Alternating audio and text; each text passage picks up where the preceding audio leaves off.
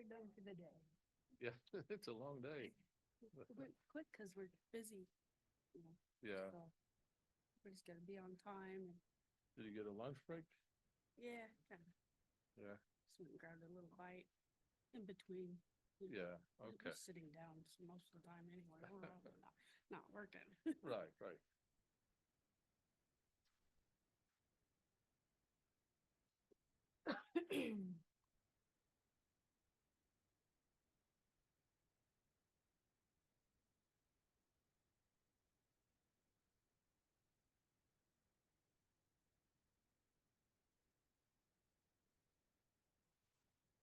Good afternoon. The next Planet MicroCap presentation is Koil Energy, Eric Vilk.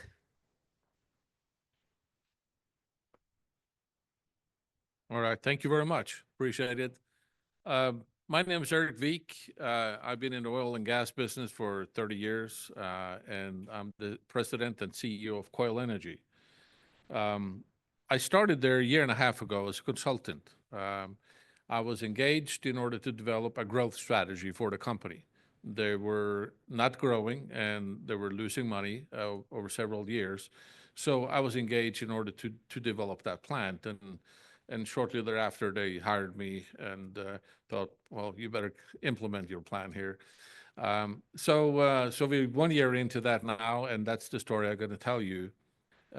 What we have done this year, and then what it looks like going forward. So we're based in Houston, Texas. We make oil and gas equipment. More specifically, it is controls equipment that goes on the bottom of the sea, where we have subsea developments, very deep water applications. I'm going to tell you about the industry we are in a little bit more. I'll share with you what we are doing and who we are, which I think is very important for a company, and then show you some of the financials, and then update on the growth strategy at the end. The disclosure is kind of important because I'm going to tell you a secret. So when I started to work as a consultant, I interviewed many of the customers of Koil Energy, and I asked them how Koil was doing, and they said it was great. They said it was fantastic, actually. The amount of great feedback was something I never heard before. But then I asked them, well, what do they do for you? And the answers I got was individual products, individual services. But I said, well, do you know they also make this product? Do you know that they also do this service? And I said, well, I had no idea. So even customers we had didn't know the portfolio of products and services we had, which is pretty comprehensive. And then I asked other customers within the same organization, because we're dealing with very large oil companies, right? And they may have 10 consecutive projects going on. They have 4 different divisions. And so although the team said, hey, you even know everybody in Shell, and I said, no, you know 2 people in Shell, you need to know 15 people in Shell. So we started to unwind something that in my mind was the best kept secret in Houston. Koil Energy, best kept secret in Houston. And then I started to have conversations with the clients again and tell them that same story. You don't know what we can do for you. You need to take a closer look at what we can do. Now we're here at an investor conference, and the same thing applies. Koil Energy, as a share, is a best kept secret in the investor community. And that's why I'm here today and trying to share our story and see if we can get more interest to our business. So let me explain what we do. And it's a little bit complicated, and I lose people very quickly when I get into this. Having worked 30 years in the same industry, you kind of get into the nitty-gritty. So please stop me if I do. What you see here is a subsea field far offshore. And on what you see on the surface is what you actually will be able to see, but you will not see what underwater. So what you see there is a subsea field that has a wellhead. They have a subsea Christmas tree, and then you have everything there that connects the various wells to the power, to the hydraulic power, to the electricity, electronics, everything that is connected on the seabed. And that's what we do. We call ourselves the plumber and the electrician of the oil field.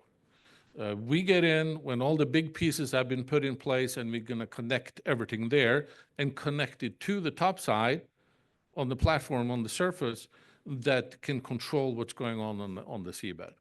So during the project, this is a very critical phase where you have a large spread of vessels out there, and we have our stuff on the back of the boats you see there, and everybody's looking at us how fast we can do that.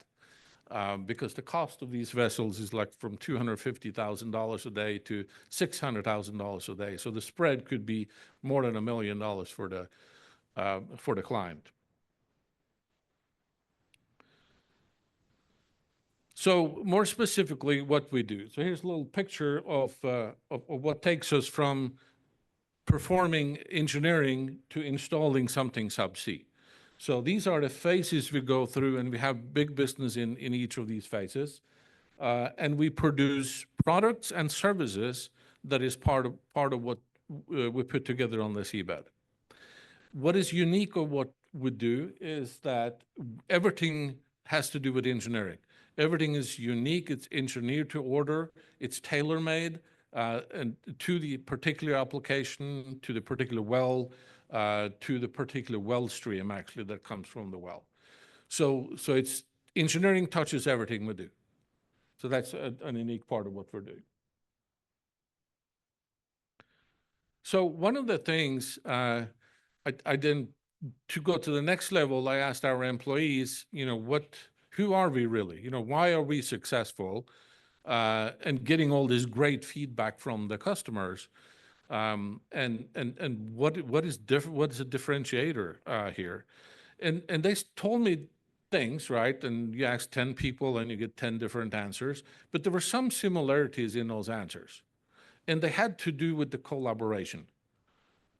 So when you work these phases here, you have to collaborate intensively at each and every phase. So on each and every phase, you have engineers, you have designers, you have project managers, you have technicians, you have craft that is putting this together. And if they're not taking part in all the phases, it's not going to succeed. So it's very far from a typical manufacturing of a standard product where you just hand it over to somebody else. Everybody is in on it from the beginning. And it's an incredibly successful method of executing the work. So this is a business model that really works for exactly what we're doing.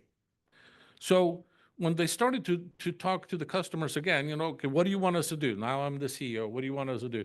And he said, well, continue what you're doing, but make sure you do it fast. So everything about speed.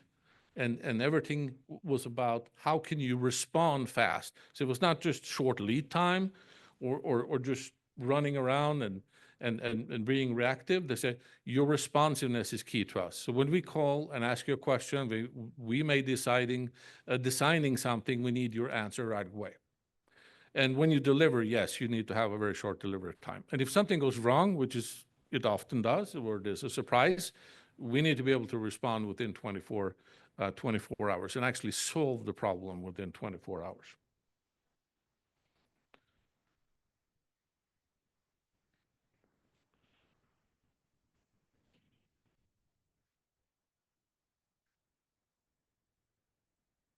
Okay, so the secret of our success is speed and collaboration, those two in common. If you come visit our facility, what you will see is people working together to solve the problem. You see it in the design office, people with their hard hats on. You go on the shop floor, you have designers and project managers and engineers working together with craft in order to solve the problem. So the collaboration is unique, but that's also connected to the speed. You can do it faster if you collaborate. It's like a bridge of a ship. The captain needs everybody on the bridge in order to participate in the command of the vessel.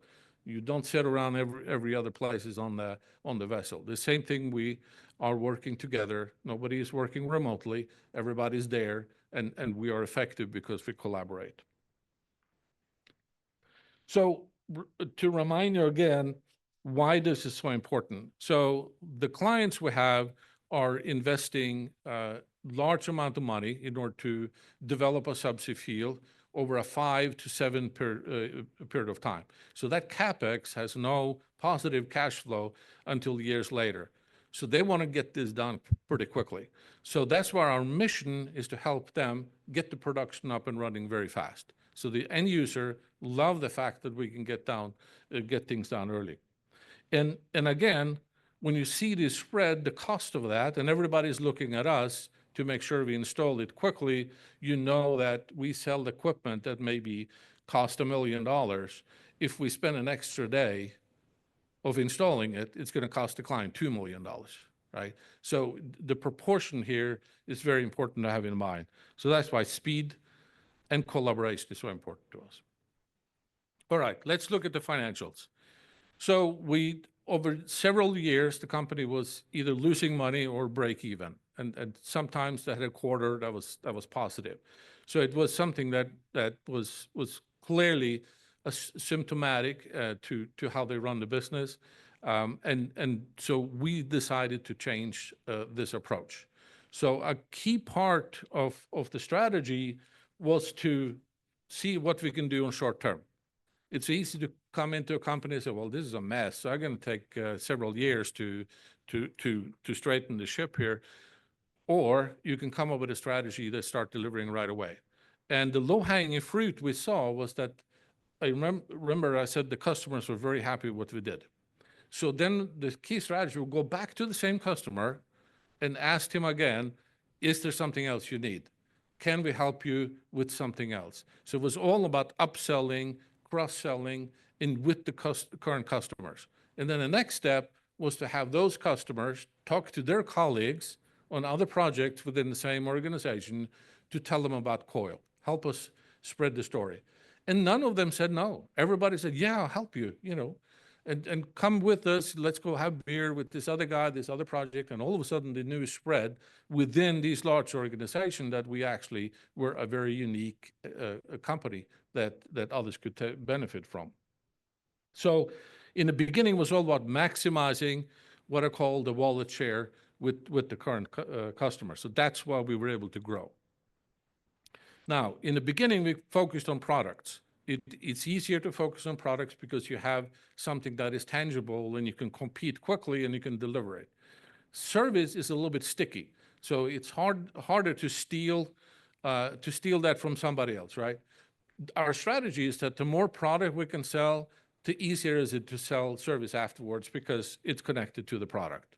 So we expect that we will see more service growth on top of the product growth as well. Now, the good thing here was that everybody understood the importance of growing because they saw where we were. We couldn't barely break even. We have to grow. So with 62 employees, I engaged them. You're all salespeople.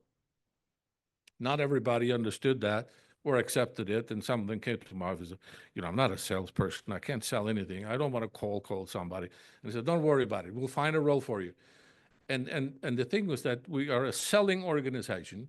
Everybody have to participate somehow in the sales process. If you don't like to go visit with customers, that's fine, but there's other things you can do that benefits it. And some of the guys that came through pretty quickly were project managers when you incentivize them to upsell on the project. And the technicians that working offshore, they're sitting in offshore drinking coffee with the client. How easy it is to start selling something, right? And they started to do that. We saw the result right away.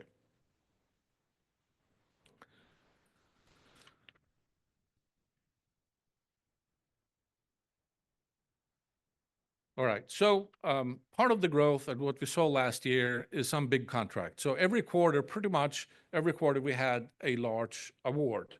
I call them significant or major in the press releases in order to differentiate. So major is a multi-million-dollar contract. A significant is also a $1 million contract, but could be significant because of the new customer, the new region, et cetera. So I'm trying to share with you all what is going on here.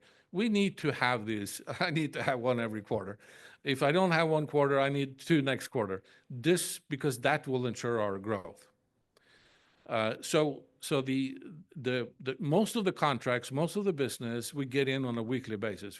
We have contracts from everything from $30,000 to $500,000 to $900,000 coming in on a weekly basis. So we get those there, but that is status quo. So in order to grow and take those steps that I'm looking for, we need to be able to get those big contracts. We're working on that. Now, let me share with you the strategic roadmap that I developed a year and a half ago. And we're 1 year into this now. The objective or the big goal is to the right there, which is to deliver integrated solutions. So what I mean with that is that we want the client to give us a functional specification, and then we can engineer, design it, build it, deliver it. But the whole system, not only individual products or individual services, we want the whole thing. So that's the goal. And it's a little bit tough for a company that is only used to developing individual product and services. So the road to that goes through bundling, simple bundling, as I said earlier, cross-sell. So we are selling the cables, the subsea cables, for instance. They have a connector, and they have a junction box that we call the distribution unit. So one client is buying the cable, but not the connector. Another client is buying the connector, but not the distribution unit. So we want to connect those three and sell the whole thing. So that's how we call it bundling, because it's not a whole system, but the next step will be to sell the whole system to them, then getting to the solutions. The other part here I want to update on is the geo-market. We didn't plan to do any geo-market expansion last year, but we started in the fall, and we established a facility in Brazil. So in Brazil, the subsea market is perhaps almost twice as big as it is in the US.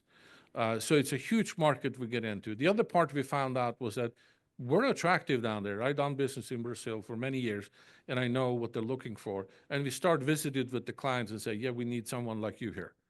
So, and we also have a couple of competitors, closely competitors, that also been successful. And then we sort of is a little bit of a fast follower, I think, there. So we're definitely going to be successful in Brazil. But the success for me looks like large, bundled or integrated solutions that we can deliver out of Brazil. So that's why we have a facility down there. We have started to hire people and have a footprint in Brazil. Now, we can't afford to go everywhere, right? We're a small company, and I can't use all the cash on establishing ourselves abroad. So the other approach we've taken in the other big subsea market, which is the North Sea, is to establish an alliance with the company over there. We found a company that I knew from the past. They are in the subsea industry, but it's not a direct competitor. So they have taken on to sell our product. We can engineer it, put it together, but they can build it over there and sell it. And in that way, we can get into the market slowly and surely, and we will do the same thing for them in the US. So in that way, we're both taking advantage of each other, and both with pretty easy exits if we want to have a divorce later on, but we both will benefit for it. So that's the other way of doing it cheap. So we're betting the big money on Brazil here. Now, a question I always get, so how much are you going to grow in the future? So the first year we grew 48%. And that y-axis, second y-axis there, is really where I'm going to put the revenue in. I can't promise you where we're going to be, but what I can share with you is that we want to grow significantly. One of the problems I saw with the companies that were too small in a very big market where we have very big players. So we need to become bigger, and we need to become bigger fast. So we will use both the organic approach as well as M&A in order to have significant growth. So we're looking over a few years. We will triple, quadruple, whatever that number is. That's what we're aiming for, not an incremental growth.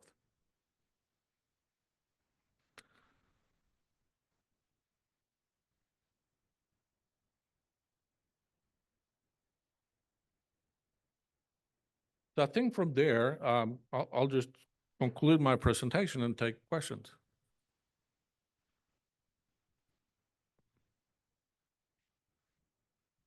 Yes. Yes.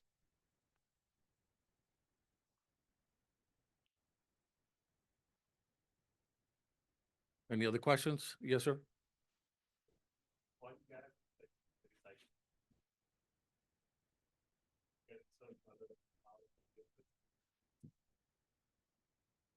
Yes, so I'm not going to say that we're not affected by cycles. Of course we are. When the clients are not spending that much money because the oil price is low and he doesn't have the cash flow, he will save money, and it will somehow affect us. However, all our greenfield projects, they were decided 5 years ago because we come in at the tail end. So there's no way they can stop any of that. That's what's going on. So we have a predictable leading indicator on what's going to happen the next year or two. So I'm not concerned about it. Obviously, it will be a concern if it stay at this level too long. Everybody in the industry want it to be between 70 and 90. If it's too high, that's a problem too. If it's too low, that's a problem. So it's a minimal effect, but there's something there. Yes, sir.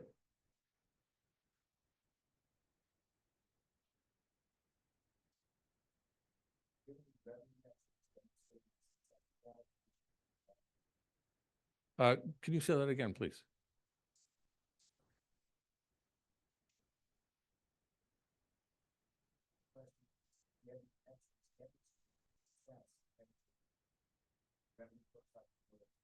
Yes, yes. I don't have metrics on it, like numbers, but that's an interesting one to look at. So I'll get that. But what we do have is more requests for quotation from the clients we were working with from other part of that organization. So we have a key account management approach, a system that we track everything we do. We track relationship. We track when they allow us to bid, etc. So that has definitely increased, but I don't have a number on it. But that's an interesting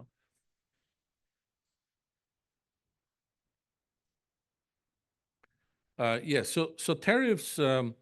The way it works in our industry in general is that you just kick it up the food chain. So we have clauses in our contracts with our clients.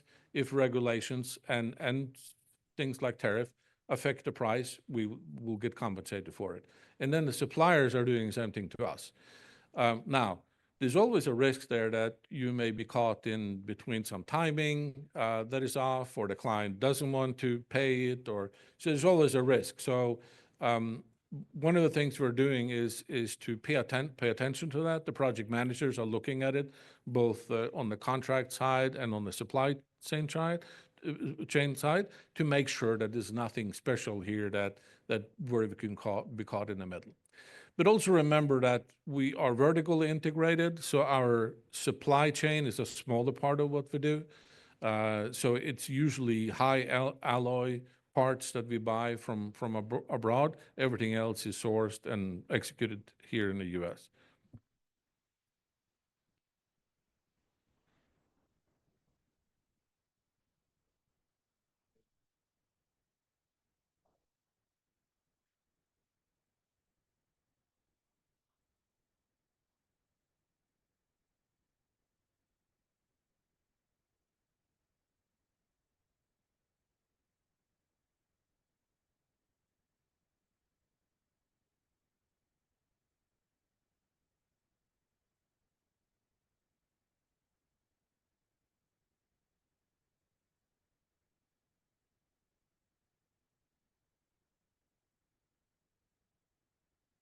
It's speed, simply speed.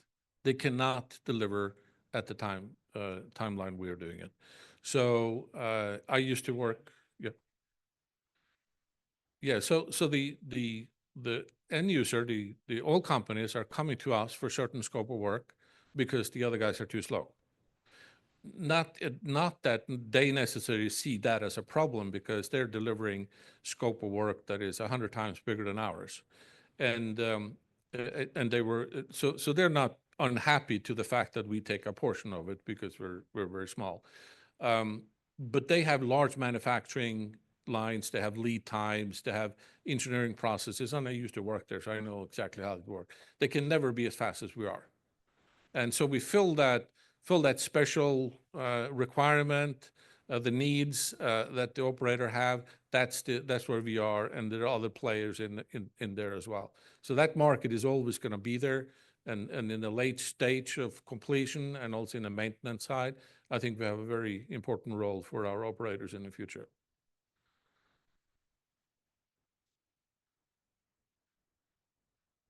Yes, we charge a premium. And we recently delivered over 24 hours a system in order to couple the systems on the seabed. It's a whole structure that has to be engineered, designed, and delivered. We delivered in 24 hours. So we put an expediting fee on it. So that's the conclusion. Thank you very much. Really appreciate you were here and the good questions. Thank you. Thank you.